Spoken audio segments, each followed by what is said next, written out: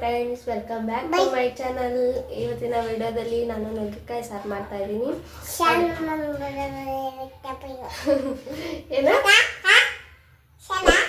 ನಾನು ಯಾವ ಥರ ಮಾಡ್ತೀನಿ ಅನ್ನೋದನ್ನ ನಿಮ್ಮ ಜೊತೆ ಶೇರ್ ಮಾಡ್ಕೊತೀನಿ. ಬನ್ನಿ ವಿಡಿಯೋನ ಸ್ಟಾರ್ಟ್ ಮಾಡ್ತೀನಿ.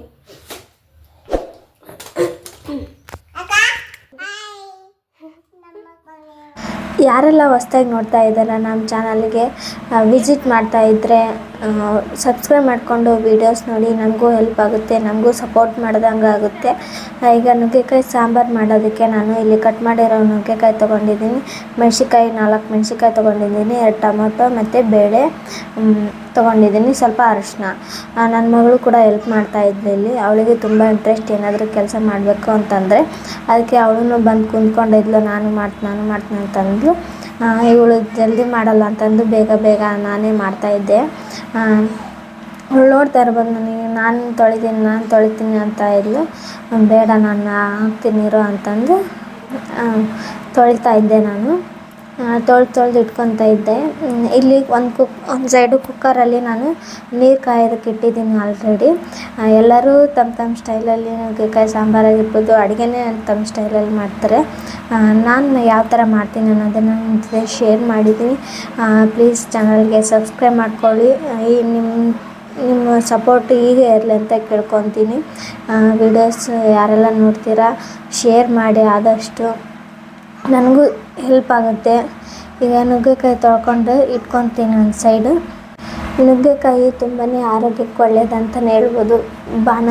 ಬಾಣಂತಿಯರಾಗಿರ್ಬೋದು ಮತ್ತು ಹಾಲು ಕುಡಿಸೋ ತಾಯಂದಿರಾಗಿರ್ಬೋದು ತುಂಬಾ ಉತ್ತಮ ಇದು ನುಗ್ಗೆಕಾಯಿ. ಮತ್ತು ನುಗ್ಗೆ ಸೊಪ್ಪು ಇರುತ್ತಲ್ಲ, ಅದನ್ನು ಪಾಲಕ್ ಸೊಪ್ಪು, ಇದು ಯಾವುದೇ ಸೊಪ್ಪಾಗಲಿ ತೊಗೊಂಡ್ರೆ ತುಂಬ ಉತ್ತಮ ಅಂತಲೇ ಹೇಳ್ಬೋದು. ಆರೋಗ್ಯಕ್ಕೆ ತುಂಬಾ ಚೆನ್ನಾಗಿರುತ್ತೆ ಅಂತಲೇ ಹೇಳ್ಬೋದು. ಅದಕ್ಕಾಗಿ ನೀವು ಅತಿ ಹೆಚ್ಚು ನುಗ್ಗೆಕಾಯಿ ಆಗಿರ್ಬೋದು, ಪಾಲಕ್ ಸೊಪ್ಪು ಆಗಿರ್ಬೋದು, ಮೆಂತ್ಯ ಸೊಪ್ಪು, ನುಗ್ಗೆ ಸೊಪ್ಪು ಅವನ್ನೆಲ್ಲ ಬಳಸಿ ಅಂತ ಹೇಳ್ತಾ ಇದ್ದೀನಿ. ಈಗ ಮಸೂರು ದಾಲ್ ತೊಗೊಂಡಿದ್ದೀನಿ, ಇವು ಬೇಗ ಕುದಿತಾವ ಅಂತ ತೊಗೊಂಡಿದ್ದೀನಿ. ನೀವು ತೊಗರಿಬೇಳೆ ಇದ್ದರೆ ತೊಗರಿಬೇಳೆ ಹಾಕಿ ಕುಕ್ಕರಲ್ಲಿ ಇನ್ನೂ ಬೇಗ ಕುದಿಯುತ್ತೆ. ಅದಕ್ಕೆ ನಾನು ಈಗ ಮಸೂರು ದಾಲ್ ತೊಗೊಂಡಿದ್ದೀನಿ. ಇವಾಗ ನಾನು ಒಂದು ಲೋಟದಲ್ಲಿ ಕಾಲಲ್ಲಿ ಕಾಲು ಭಾಗ ತೊಗೊಂಡಿದ್ದೀನಿ. ನಿಮ್ಗೆ ಎಷ್ಟು ಬೇಕೋ ಅಷ್ಟು ಹಾಕ್ಕೊಳ್ಳಿ. ನಾನಂತೂ ಅಷ್ಟು ತೊಗೊಂಡಿದ್ದೀನಿ.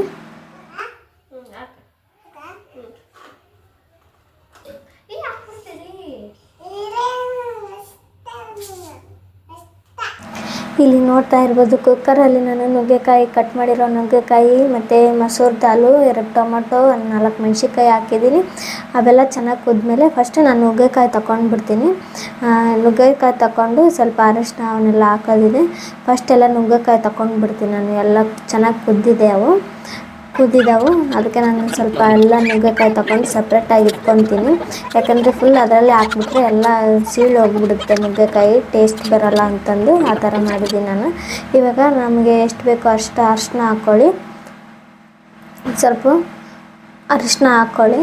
ನಾನು ಸ್ವಲ್ಪ ತೊಗೊಂಡಿದ್ದೆ. ನಿಮ್ಗೆ ಎಷ್ಟು ಅನಿಸುತ್ತೋ ಅಷ್ಟು ಹಾಕಿ, ತುಂಬ ಓವರಾಗಿ ಹಾಕ್ಬೇಡಿ, ಸ್ವಲ್ಪ ಇಸಾದಂಗೆ ಆಗುತ್ತೆ. ಸ್ವಲ್ಪ ಅರಿಶಿನ ಹಾಕ್ಕೊಳ್ಳಿ.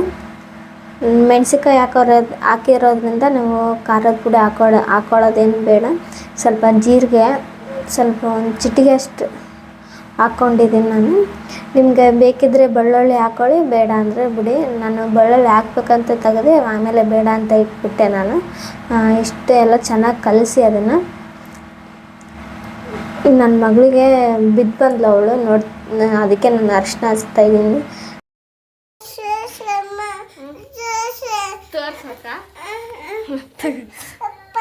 ಎಲ್ಲಿ ಬಿದ್ದು ಬಂದೆ? ಎಲ್ಲಿ ಬಿದ್ದಿದೆ? ಬಿದ್ದು ಬಂದಿದ್ದೇವ? ಎಲ್ಲಿ ಬಿದ್ದು ಬಂದಿದೆ? ಎಲ್ಲಿ? ಅಲ್ಲ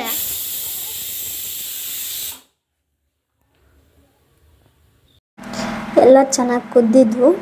ಇವಾಗ ನೋಡ್ತಾ ಇರ್ಬೋದು, ಸ್ವಲ್ಪ ನೀರು ತೆಗೆದ್ಬಿಟ್ಟು ಬೇಳೆ ಮಸಿಬೇಕು.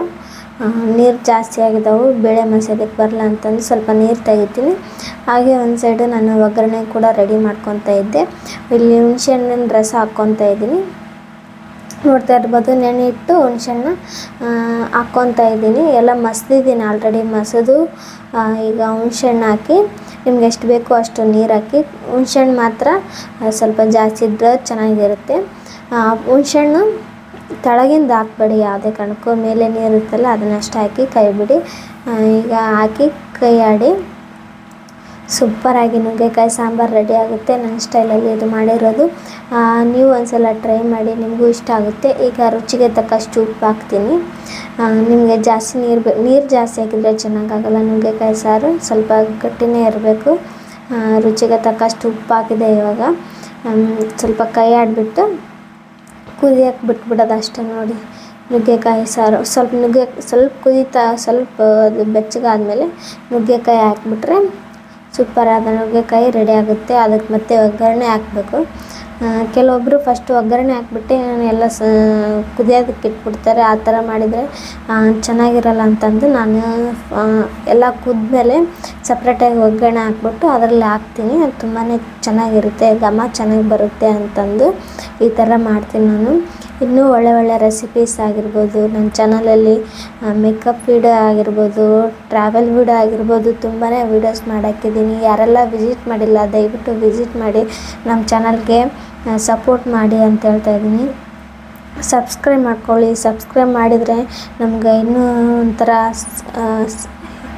ಪ್ರೋತ್ಸಾಹ ಸಿಕ್ಕಂಗಾಗುತ್ತೆ. ಈಗ ನೋಡ್ತಾ ಇರ್ಬೋದು ನುಗ್ಗೆಕಾಯಿ ಹಾಕ್ತಾಯಿದ್ದೀನಿ ನಾನು.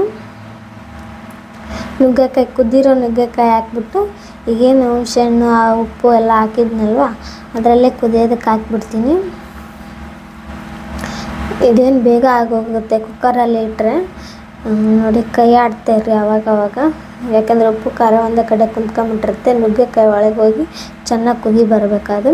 ಈಗ ನೆಕ್ಸ್ಟು ಎಲ್ಲ ಕುದೀತು ಅದು. ಈಗ ಒಗ್ಗರಣೆಗೆ ರೆಡಿ ಮಾಡ್ಕೊತಾ ಇದ್ದೀನಿ. ಇಲ್ಲಿ ಎಣ್ಣೆ ಹಾಕಿದ್ದೀನಿ ಆಲ್ರೆಡಿ. ಬೆಳ್ಳುಳ್ಳಿ ಮತ್ತು ಜೀರಿಗೆ ಸಾಸಿವೆ ಹಾಕ್ಕೊಂಡಿದ್ದೀನಿ. ನಿಮಗೆ ಬೇಕಿದ್ರೆ ಕರಿಬೇವು ಹಾಕ್ಕೊಳ್ಳಿ, ತುಂಬಾ ಟೇಸ್ಟಿಯಾಗಿ ಬರುತ್ತೆ. ಈಗ ನುಗ್ಗೆಕಾಯಿ ಸಾಂಬಾರಿಗೆ ಕರಿಬೇವು ಸೊಪ್ಪು ಮತ್ತು ಕೊತ್ತಂಬರಿ ಸೊಪ್ಪು ಹಾಕಿ ಇನ್ನೂ ಸೂಪರಾಗಿರುತ್ತೆ. ಈಗ ಒಗ್ಗರಣೆ ಹಾಕಿ ಕೆಂಪಗಾಗಿದ್ದಾಯಿತು. ಈಗ ನುಗ್ಗೆಕಾಯಿ ಸಾರು ಏನಿರುತ್ತಲ್ಲ ಅದು ಒಗ್ಗರಣೆಗೆ ಹಾಕ್ಬಿಟ್ರೆ ನುಗ್ಗೆಕಾಯಿ ಸಾರು ರೆಡಿ ಆಯಿತು. ಸೂಪರ್ ಆ್ಯಂಡ್ ಟೇಸ್ಟಿ ಆದ ನುಗ್ಗೆಕಾಯಿ ಸಾರು.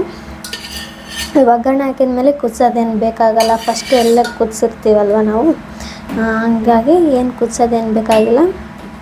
ಹಾಕಿ ಒಂದು ಕಡೆ ಇಟ್ಬಿಡೋದು ನೋಡಿರಿ. ಈಗ ಅದೇ ಕುಕ್ಕರ್ ತೊಳೆದ್ಬಿಟ್ಟು ನಾನು ರೈಸಿಗೆ ಇಟ್ಟೆ. ನೋಡ್ತಾ ಇರ್ಬೋದು ರೈಸ್ ಕೂಡ ರೆಡಿ ಆಯಿತು. ಇವಾಗ ಸರ್ವ್ ಮಾಡಿಬಿಟ್ಟು ಊಟ ಮಾಡಿ ಮಲ್ಗೋದು ನೋಡಿರಿ. ಇಷ್ಟೇ,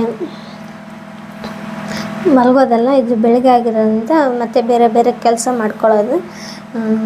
ಎಲ್ಲ ಅನ್ನ ಕೂಡ ರೆಡಿ ಆಯಿತು ಸೂಪರಾಗಿ. ಈಗ ಸಾಂಬಾರು ಹಾಕ್ಬಿಟ್ಟು ಟೇಸ್ಟ್ ನೋಡೋದು ಸಮಯ. ತುಂಬಾ ಸೂಪರಾಗಿ ಬಂದಿತ್ತು ಅಂತಲೇ ಹೇಳ್ಬೋದು ಸಾಂಬಾರು. ನನಗಂತೂ ತುಂಬಾ ಇಷ್ಟ ಆಯಿತು. ನನ್ನ ಫೇವ್ರೆಟ್ ನುಗ್ಗೆಕಾಯಿ ಸಾರು ಅಂತಲೇ ಹೇಳ್ಬೋದು. ನೋಡ್ತಾ ಇರ್ಬೋದು ಎಷ್ಟು ಸೂಪರಾಗಿ ಬಂದಿದೆ. ನೋಡಿದ್ರೇ ಬಾಯಲ್ಲಿ ನೀರು ಬರ್ತಾಯಿದೆ ನನಗೆ ತಿನ್ನೋದಕ್ಕೆ. ನುಗ್ಗೆಕಾಯಿ ಹಾಕ್ಕೊಂಡು ಸಾಂಬಾರು ಹಾಕ್ಕೊಂಡು ಅನ್ನ ಮತ್ತು ತುಂಬ ಸೂಪರ್ ಉಪ್ಪಿನಕಾಯಿ ಇತ್ತು. ಉಪ್ಪಿನಕಾಯಿ ಹಾಕ್ಕೊಂಡು ತಿಂದ್ವಿ. ಇವತ್ತೇನು ವಿಡಿಯೋ ಎಲ್ಲಿಗೆ ಎಂಡ್ ಮಾಡ್ತೇನೆ. ಈ ನುಗ್ಗೆಕಾಯಿ ಸಾರು ಹೇಗಿತ್ತು ಅನ್ನೋದನ್ನ ಕಮೆಂಟ್ ಬಾಕ್ಸಲ್ಲಿ ಕಮೆಂಟ್ ಮಾಡಿ. ಮತ್ತು ಮುಂದಿನ ವಿಡಿಯೋದಲ್ಲಿ ಸಿಗ್ತೀನಿ. Take care and bye.